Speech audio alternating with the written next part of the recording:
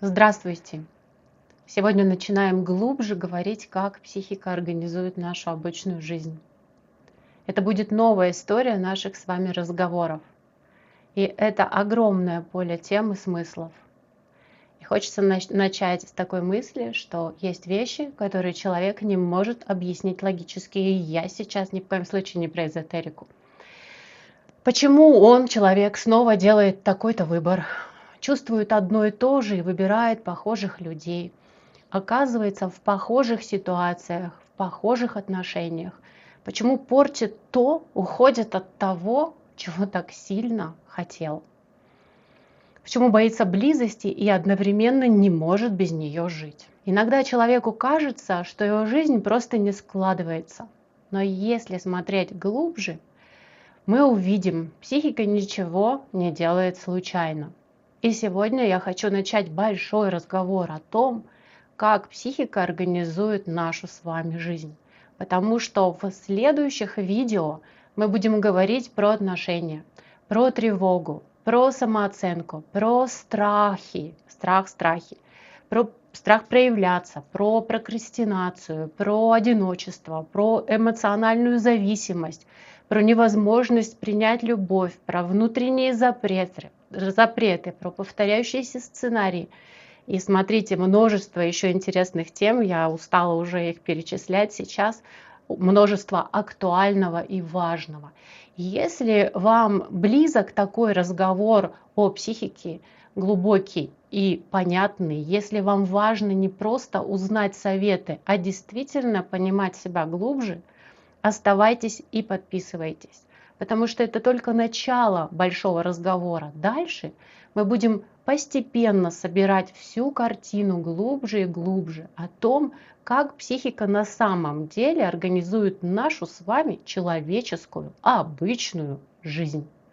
Но я хочу, чтобы мы говорили обо всем этом намного глубже или немного глубже. Не только на языке симптомов, а на языке внутренних процессов. Потому что иногда человек говорит: у меня тревога, но на самом деле внутри страх разрушения. Сейчас поясню. В привычном, например, в привычном болоте жить хорошо и плохо одновременно, но выйти страшно. Пусть все так и остается. Я научился терпеть, или я надеюсь, все изменится. И тем же способом я надеюсь, что все изменится. И так проходит вся жизнь. Или человек говорит: я не могу уйти из отношений. Но внутри конфликт между любовью и потерей себя в отношениях. У меня есть видео на канале, плейлисте на тему этого конфликта. И плейлист называется «Кино как зеркало внутренней жизни». Я там хорошо раскрываю этот конфликт. И если научиться слышать психику глубже, начинает меняться вся жизнь. Есть одна очень важная вещь, вокруг которой организована почти вся человеческая жизнь. Мы очень хотим близости, но одновременно очень боимся того, что эта близость может с нами сделать. И иногда вся жизнь человека разворачивается между этими двумя полюсами. Между «пожалуйста, будь со мной» и «пожалуйста, не разрушь меня». То есть это не баг психики, это то внутреннее напряжение, вокруг которого человек строит отношения, выборы, реакции и даже целую судьбу. И именно поэтому в жизни могут повторяться похожие отношения, одинаковые чувства, похожие разочарования, как будто меняются люди, но сценарий остается тем же. Или этому можно дать еще такую языковую форму: человек ищет встречи и в тот же момент от нее отступает, потому что встреча неизбежно обнаруживает его конечность, его уязвимость, его зависимость от другого. И если вы это уловите, вы поймете все. Это психологи вслух не говорят, но это ключ ко всей нашей психике. Может быть, когда-то в будущем наша с вами психика будет другой, когда вмешается искусственный интеллект. Но мы сейчас с вами об этом не знаем и можем только предполагать и догадываться. Потому что близость — это не только любовь, это еще уязвимость, зависимость, страх быть отвергнутым, страх раствориться в другом, страх потерять себя, страх снова пережить боль, отвержение, разочарование и вот такие вещи. И поэтому человек может искать любовь и исчезать, когда она становится реальной. И это выглядит как парадокс, согласитесь. Мечтать о близости и прятаться от нее, и выбирать эмоционально недоступных людей – вот этот такой парадокс. Хотеть проявляться и откладывать каждый шаг. Хотеть новой жизни и бессознательно возвращаться в старую. Следующий парадокс. Как будто меняются люди, места, работа, обстоятельства, но сам сценарий остается на том же месте. С вами, с нами. И здесь важно понимать, то, с чем человек приходит сегодня, обычно не начинается сегодня. Настоящее страдание часто является языком, на котором прошлое наконец становится слышным. Ситуация сейчас только активирует старую внутреннюю конфигурацию. И человек переживает это как будто впервые. Хотя психика уже была в этом когда-то раньше. И психика выжила, сформировала такой способ реагировать, выживать, сформировала что-то внутри.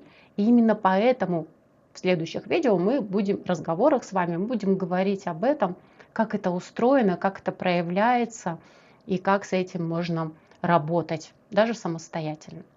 Мы будем постепенно разбирать, почему у психики есть разные уровни конфликта. Есть то, что происходит с человеком, со мной, с каждым из вас сейчас, сегодня.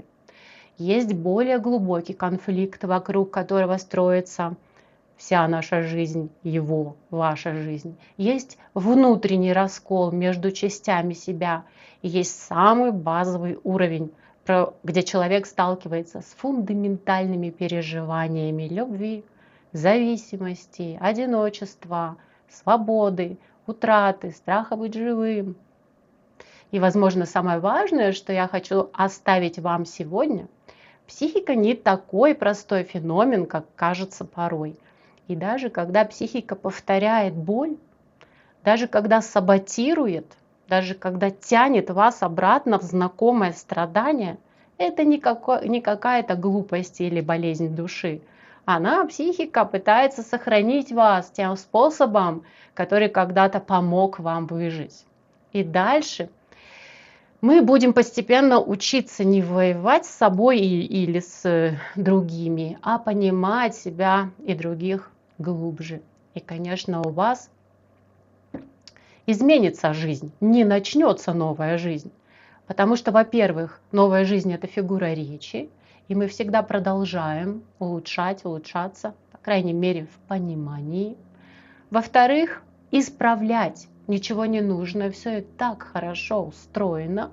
А в-третьих, выражаясь фигурально, новая жизнь начинается в момент, когда наконец понял, что именно внутри тебя, внутри нас боится, страдает, любит и пытается выжить.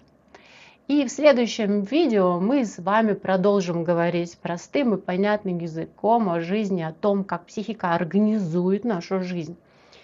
Простую жизнь, ежедневную. И это будет один из маленьких шагов в глубину. И тема следующего видео – почему мы страдаем не из-за того, из-за чего нам кажется. Спасибо вам за внимание, подписывайтесь и до следующего видео. До свидания.